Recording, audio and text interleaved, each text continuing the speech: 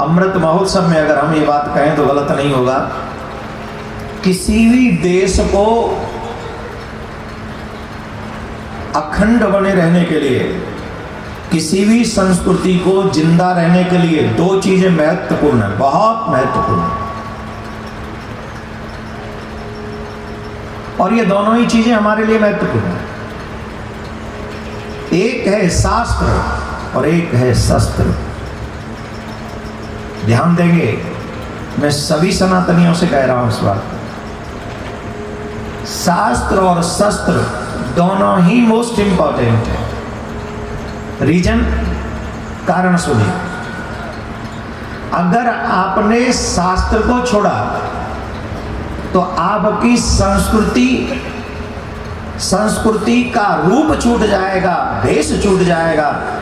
और अगर आपने शस्त्र छोड़ दिया तो आपका देश आपसे छूट जाएगा।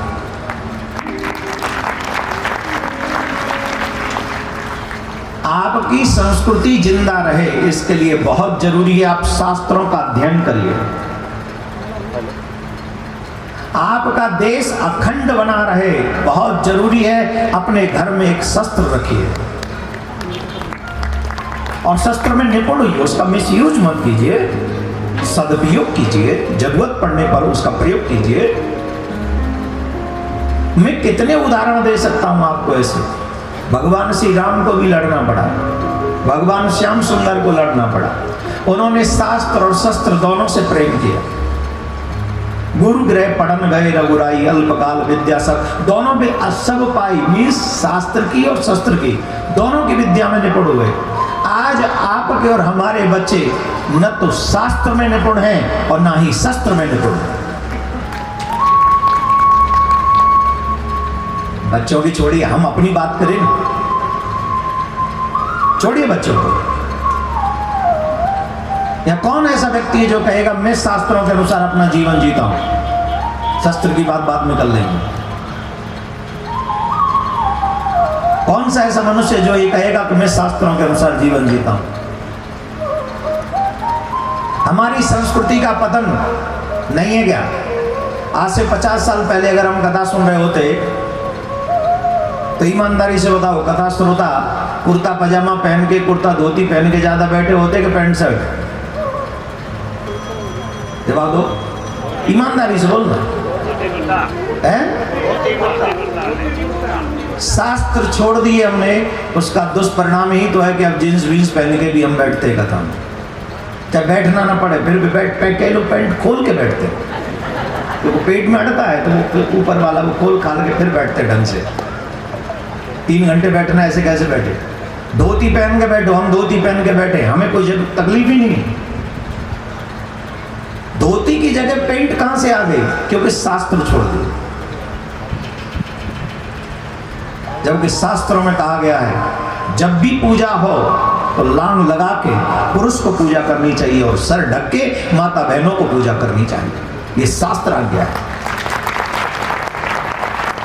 अब जितने भी भाई बहन पैंट पहन के बैठे होंगे, उन्होंने बेल्ट बांध रखी होगी, उनकी जेब में पर्स होगा। अब बताओ वो बेल्ट काहे की है? जवाब दो। चमड़े का है? चमड़े का। आए काहे में हम भागवत में हाथ किससे लग रहे हैं? शुद्धता रहेगी, पुण्य मिलेगा। तो जब हम शास्त्र नहीं पढ़ते तो हमारी संस्कृति हमसे रूठ जाती है, और जब हम शस्त्र का प्रयोग नहीं करते तो हमारा देश हमसे रूठ जाता है, हमारा देश हमसे छिन जाता है। इस पे आप चाहें जितना बोल सकता हूं मैं, लेकिन इस पे बोलने के लिए नहीं बैठा हूं। मैं सिर्फ आपको इशारा कर रहा हूं। अगर अपने देश को आप आजाद चाहते हो, अगर आप अपने देश को समृद्ध चाहते हो, अगर आप अपने देश को अखंड चाहते हो, तो उसके लिए बहुत महत्वपूर्ण 2 बातें याद रखिए जीवन भर। अपने शास्त्र को मत छोड़ो और हाथ में शस्त्र को भी पकड़े रखो, जिससे तुम्हारा देश निपुण बना रहे, समृद्ध बना रहे। और एक और बात बता दें, पैसा कितना भी तुम्हारे पास हो, देश पैसे से समृद्ध नहीं होता, देश संस्कारों से समृद्ध होता है। आप बताइए, राम राज्य में भारत ज्यादा समृद्ध था कि आज? जवाब दो, जोर से बोलो। राम राज्य में ज्यादा सड़कें थी कि आज? राम राज्य में ज्यादा फ्लाईओवर थे कि आज? हॉस्पिटल राम राज्य में ज्यादा थे कि आज? जोर से बोलो। राजा मंत्री संतरी राजा राम राज्य के राज्य में ज्यादा चलती थी गाड़ी वाड़ियों में, फ्लाइटों में कि आज? फिर समृद्ध वहां कैसे हो गया? वो समृद्ध कैसे हो गया?